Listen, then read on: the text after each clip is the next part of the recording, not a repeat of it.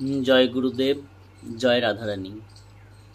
আজকে আলোচনার বিষয় জীবিত মানুষের কি পিণ্ড দেওয়া যায়, সেই প্রসঙ্গে আলোচনা।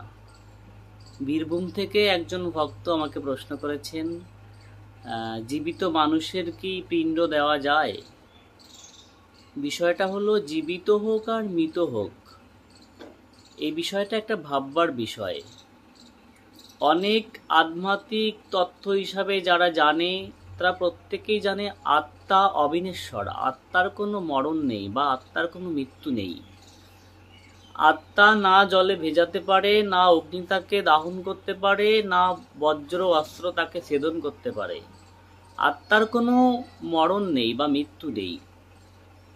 সেই হিসাবে আত্মার পিণ্ড দান করা যায়, কিন্তু সশরীরে যদি পৃথিবীতে থাকেন, তার আত্মার পিণ্ডদান না করাই উচিত।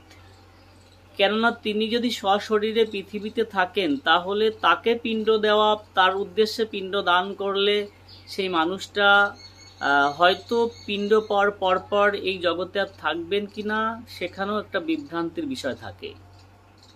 অনেক মহাত্মা অনেকভাবে হয়তো বলার চেষ্টা করবেন, বা অনেকজনই অনেকভাবে জানেন। আমাকে যিনি জানতে চেয়েছেন বিষয়টা, আমিও ঠিক বিষয়টি জানি না। তবে এই অধম এই দাসের মনে যতটুকু সঞ্চয় হলো, যতটুকু নিজের মন থেকে উদ্ঘাটন হলো, ততটুকুই বললাম।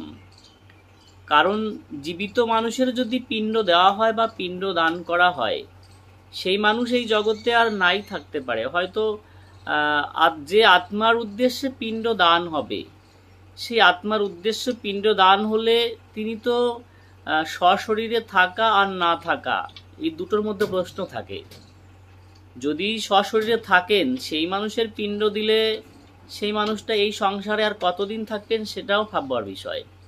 আর যিনি চলে গেছেন, আত্মা অবিনশ্বর, আত্মার মৃত্যু নেই, তার উদ্দেশ্য পিণ্ড দিলে হবে কি, ওই আত্মার কল্যাণ হবে। ওই আত্মাতে যিনি দেহ ধারণ করেছিলেন, তারও মঙ্গল হবে, সেই পরিবারও মঙ্গল হবে, সেই গোত্রেরও মঙ্গল হবে, সেই পরম্পরারও মঙ্গল হবে। বিষয়টি এই পর্যন্তই। যে ভক্ত আমাকে এই প্রশ্নটি করেছেন, তাকে অনেক অনেক ধন্যবাদ।